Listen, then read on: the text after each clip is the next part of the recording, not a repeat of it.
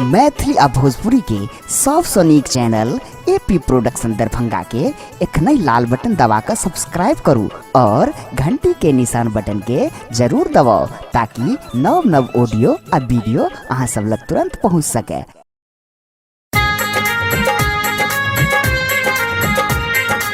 एखन अपने सब सुन रहल छी एपी प्रोडक्शन के प्रस्तुति।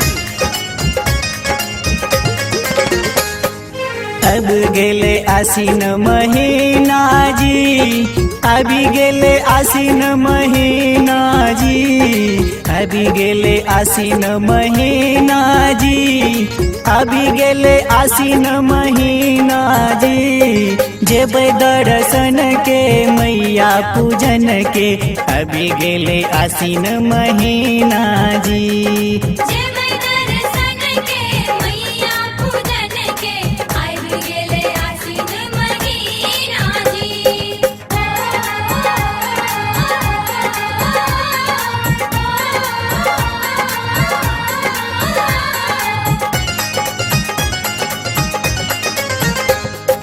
अड़हुल के माला बने बैजी, चंपा तोड़ी तोड़ी ले बैजी।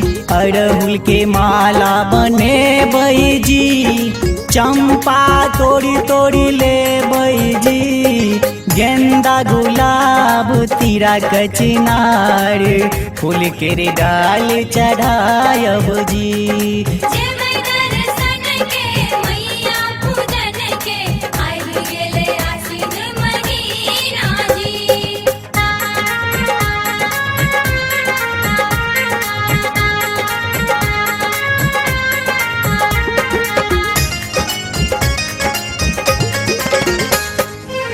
पटुआ दुकान हम जे बैजी, चुनरी किन कले बैजी।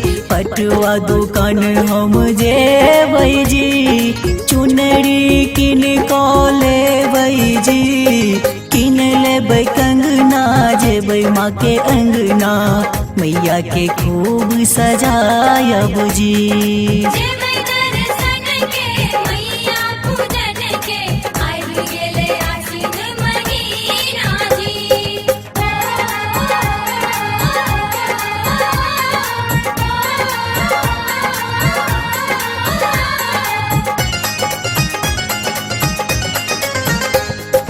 हलुआ दुकान हम जे बैजी, मधुर किन कले बैजी।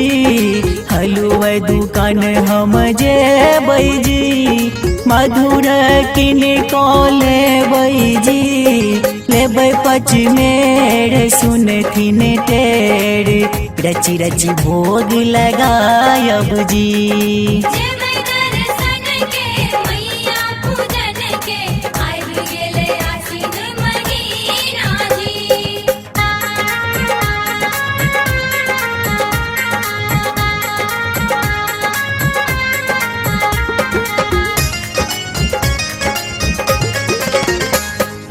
मैया छथिन दुख मोचन जी, घर में करथिन रोशन जी।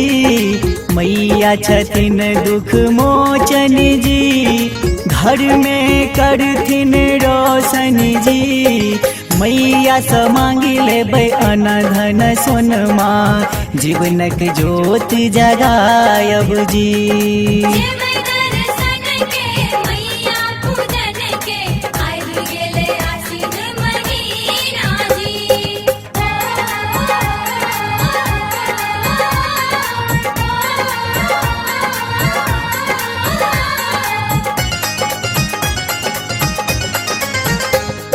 श्यामा पूजन हम जे बैजी, काली पूजन हम जे बैजी।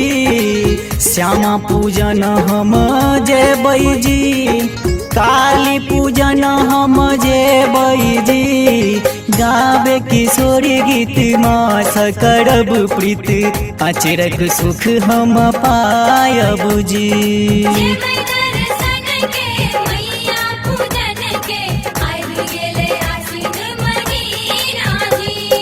अब गेले आसीन महीना जी, अभी गेले आसीन महीना जी, अभी गेले आसीन महीना जी, अभी गेले आसीन महीना जी, जेबै दर्शन के मैया पूजन के, अभी गेले आसीन महीना जी।